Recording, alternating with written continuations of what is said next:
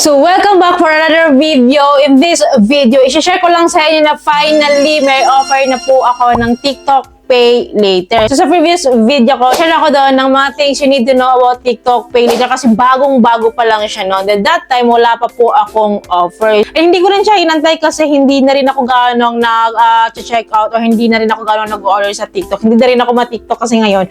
So, nung nag-visit ako ng TikTok app, kailan lang? So, last few days, nag-visit po ako doon. Then, nakita ko nga na meron na akong Pay Later. So, finally, I can share with you now on how to apply, on how to activate TikTok Pay Later step by step. Sabay-sabay po natin i-activate. Magkano ba talaga yung mga offers dito and ano nga ba yung mga details na kailangan nila dito para ma-approve tayo dito. So, lahat po yan, i-share ko sa inyo step by step. So, upon opening TikTok app, so sabay baba po makikita nyo dyan yung home shop, tapos yung naka-plus button, then inbox shop profile. Then, click natin si shop, of course. Then, sa taas, guys, makikita po natin dyan na nandyan po nakalocate si Pay Later.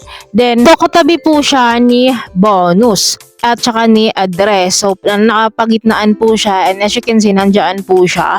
Then, click po natin ito para makita natin yung next step. Then, ito po yung next step. So, kung makikita nyo dito, TikTok Pay Later credit limit up to 50,000 pesos.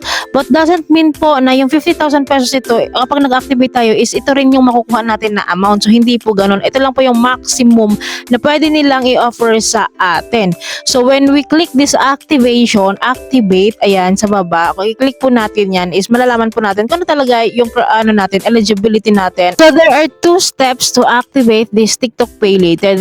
As you can see here, number one, verify your phone number. So, a verified phone number can help confirm your identity. So, number two, add your information. Yung details po natin is required talaga para ma-determine yung credit limit natin. So, mahalagang-mahalaga po to sa kahit ano pa mang loan application. Then, click po natin si activate sa may baba.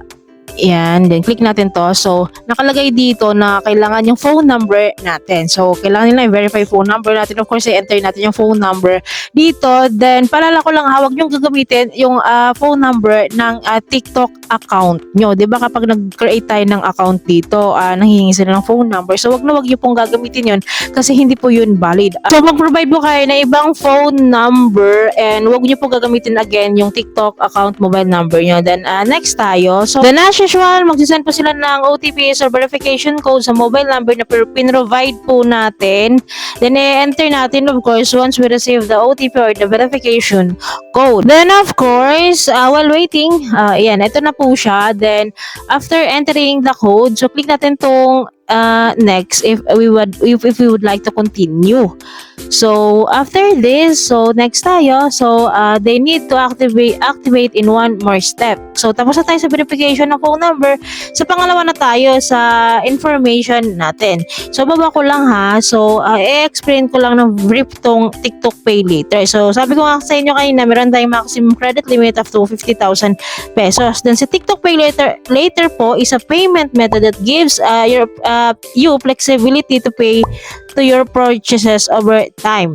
So, nakalagay dito no down payment up to 12 installments, then past approval. Then, click lang po natin tong continue. Then, this is the next step, ID verification. So, ito lang po yung mga IDs na tinatanggap ni TikTok Pay Later. Si UMID, si driver's license, si passport, TIN ID, and PRC ID. So, wala pong national ID po na kasama dito. So, ang pinaka-recommended nila na ID, walang iba kundi si UMID. So, syempre kapag recommended, so, syempre yun yung priority. So, click natin na kasi UMID din ako. UMID din yung ID ko. Then, click po natin to si continue. Ayan. So, wait lang po natin yung next step. So, ito, capture your document. Ganito daw ang magka-capture ng document para pasado tayo. So, kung mas ready na kayo and mas naintindihan nyo na yan, so, i-click natin itong confirm. Then, so wait natin again for the next step. So, nire-ready ko na yung aking ID. Then, as you can see there, so of course, hindi ko na siya pwedeng ipakita sa inyo kasi details ko to, ID ko to.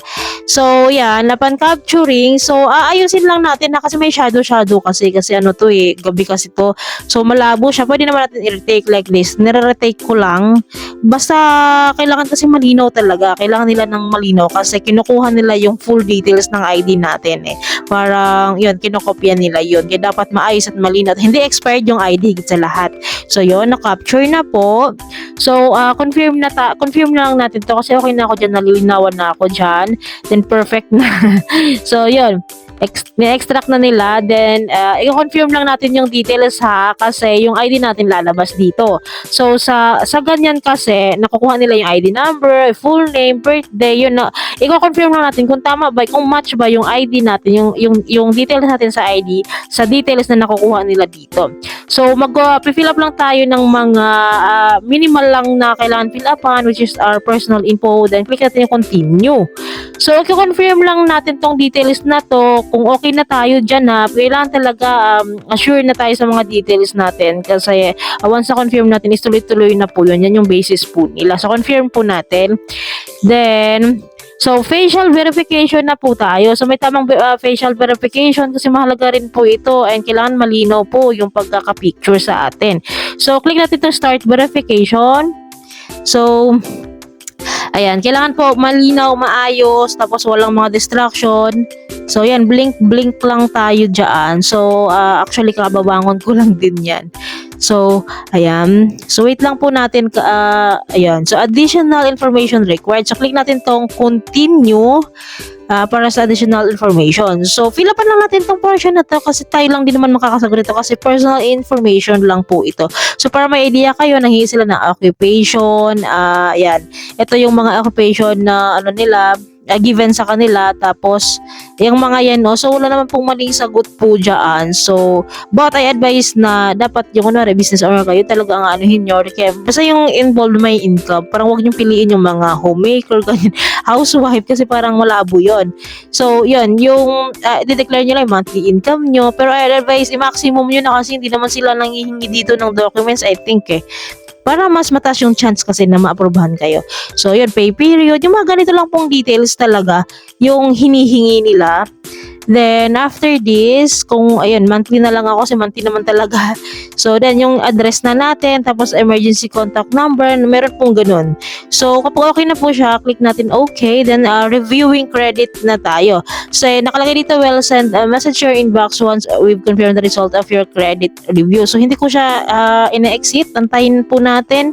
Ayan, antayin lang po natin kasi I thought mabilis lang ang approval dito.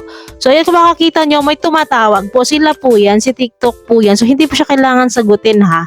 Kasi bine-verify lang nila kung active yung phone number mo. So, kung nakikita nyo dyan, congratulations din sila agad na may credit limit daw po ako na 6,000 pesos. So, activated na po itong TikTok Pay Later code. So, ganun lang po siya kabilis. Na-notify din po sila sa akin via text message na na-approve nga po ako sa aking TikTok Pay Later na may credit limit na 6,000 pesos. Mukha lang po siyang mahaba dahil sa tutorial ko kasi explain ko nga further sa inyo kung ano yung mga kailangan gawin. But kung mag-activate po kayo is mabilis lang po. Less than 5 minutes, ma-activate nyo na po. Basta nakahanda lang yung IDs nyo. Then, of course, yun lang naman ang kailangan. Yung phone number, then additional information, facial verification, ID verification. So, ganun, as usual na pag-a-apply. Yun lang din yung kailangan. So, sa next video ko po, i-share ko sa inyo kung paano tayo umutang or mag-loan or gamitin si TikTok Pay Later talaga to buy goods and products dito sa TikTok shop. So, i-share ko sa inyo din kung magkano ba talaga yung interest nito, ano yung loan terms niya. So, lahat po yan, i-share ko sa inyo. Kaya dapat po talaga nakasubscribe kayo. Then, click nyo yung bell button para update kayo sa mga bago pa pong mga videos, sa mga next videos ko like this. Then, bago kayo mali sa channel ko, please don't forget to like and share. So, yun lamang po for today's video. Then, I hope may natutunan kayo sa video ito. I hope nakatulong tong video sa inyo. Thank you for watching this video. Bye!